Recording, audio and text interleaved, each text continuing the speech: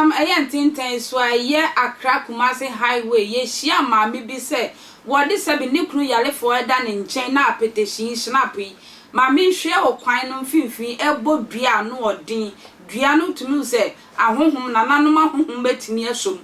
me Philippa se nananom ahohom be so na dua bo no se ne ehwe se ne a maami ni bo dua na wo se ye nsemtrefo epinche maami no ne yakohwe ne ma sa dua bo no eba ne yakohwe no na akoye se eye kan kwanhia mu insurance nsam company car na bema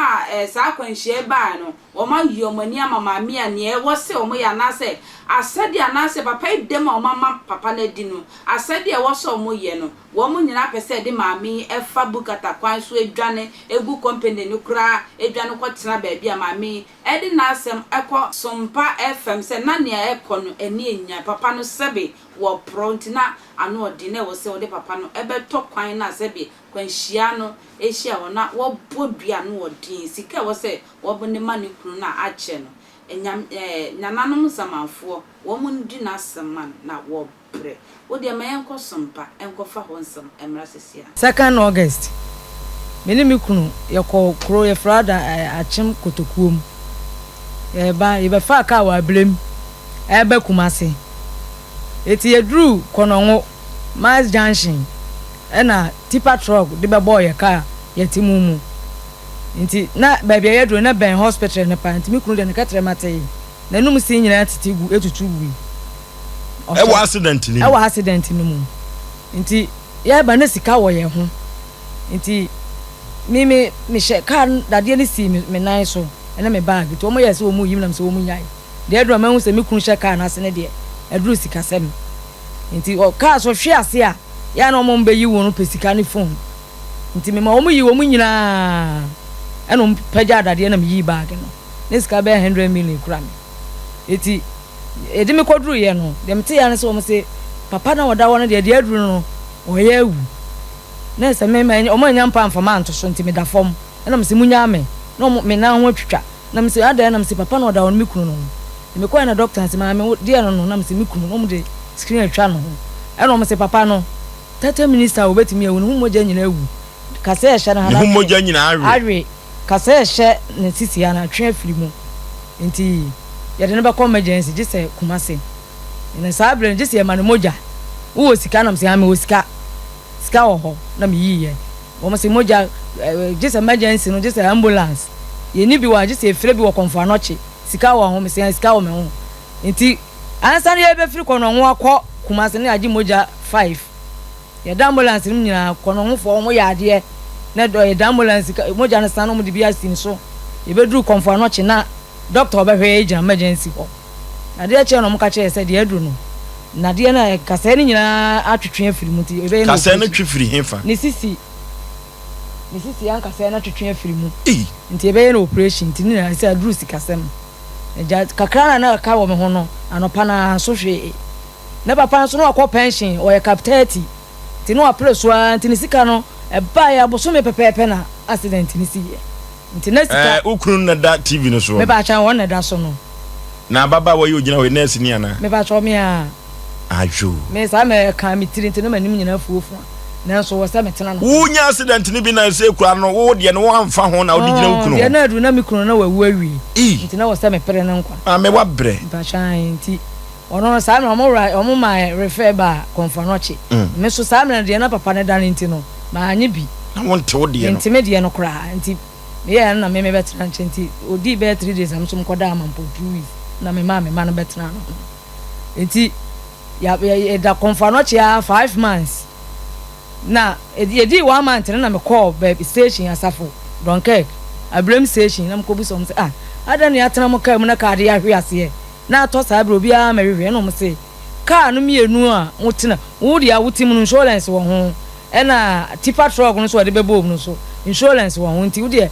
ka mu bo bia bo nkrata asema no to bia nsi wa mehwe ye ti edi be 3 months no na lawyer fo bi ya no mo ba konfa no che wo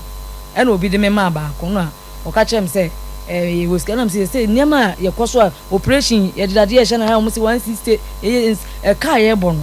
ye ni sika de be ye insurance ni sisi a nti wo de twen na yenyi ti eyi ewie na lawyer no me ya me ba na Kumasi no so se woni sika enya de sika be ye na sika na ba e be chem miensa wo de ba mienu ye de ba ko na me se monya ma me ti me ya me kokono police for kono police na fa case ni nyina me kokono ko gigi nkrata asem bibia de bre wo mo eti ye di bro nya wie January 2018 January ye di bro nya wie 5th ena omo ye se enko interview Star Insurance omo se kwamna do for dia ene ye call ye koko board ho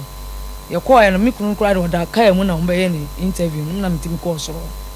no omo ye ka kire me se dia papa na ye no me nwuro no hu nyina ntwa ne photo na me fa pictures na me no insurance for nkoduru ade chi ya na me ye na me insurance pictures no apply me lawyers edi be week na me lawyer afre me say insurance ne say driver ne license o de car na ye di na nka wo so de tipa truck no ne di for nti jisan ko de f na kan ya nti insurance no mutu ye nye yi enam se na ye say be na me lawyers ka kire me say wo hu say owura emu no ko hu say car na ye si edu nkatia tipa truck no ena merchant bank re so ye Ibrahim mama nti ye company kase nti ye de won be court ena eja me di me lawyer chi omo de ne echina sa o lawyer no ne ko ye hwehwe mu hu se sa ka no ye dipa titiri wabo omudi no dia nti o de won be court o lawyer no ne hu ye me pa cha wona ka kire okay to de won be court nti ampa di omo chi afa na 2020 kura na court no omo nko ya e de na mo ye ti me kwa me di dede sa da kona lawyer na ka kire me se na echina next month me fa me kunu no mala court ni starting fan say okay na sabre no yakoduru court wo ho ene maame prince la oboa ona na court 4 high court 4 adum nwiamu ho maame no ohu papa na o kosu di asem na 10 satam na utimi uni ukunu na court ho na bia me chechede no me bona bomo me ko amene me ma na eko awotimi nante ti first pa no okura kai bia o shem 4 ti ebrebre kukuru nsi wodi ana e di na chi ni ye pia no ko okay nti me de no ko court saa kozi se maame no ebu a case 2022 20 date ni hu hia de yanko yanim November 2nd November na maame ni bu a case no to bu a case no say o ka case kan nyina bo me na me lawyer ne ko ye na ebu a case no aka 150 million no bu a case na smo kan say papa na ho de ye 100 aka na jimu 90 nti akoka 10 nti aka ye bo ye nyina so ye de nkrata asam ko ye bibia me na me lawyer no de bibia ye de court ho nti maame okeka bo mu ye nkrata ye ka bo ye ne ade nyina kosi aka 150 million na 8 billion papa ne de 5 billion mo ka mo boy sika se court de mama ejema hwe ye ni mfie dudu ayatena fie ni eka ye boy ye de nkrata asem nyina court ho konfano chi receipt eni ye tena fie papa na court se ye mamo sei aka 150 million na 8 billion papa ne de ye 5 billion ena me so me de ye na ye 2 point de da so no aka 150 na 3 billion ena ye bu a case nti me ne me lawyer see from no so se de nyankopon de as case na mo se de papa na da na ye bu a case no mentimi afa papa na ankosoro na ma me busa ada no na papa ne to fom kura ebeka na ohotwa me ebu a case no nti ebusa na me se me de ne ba na mentimi afa na amfrosoro se de wada fom kura nti ma me ne hwe ye moboro so hwe papa no se de osi da ho ebu a case ma me ne me da na se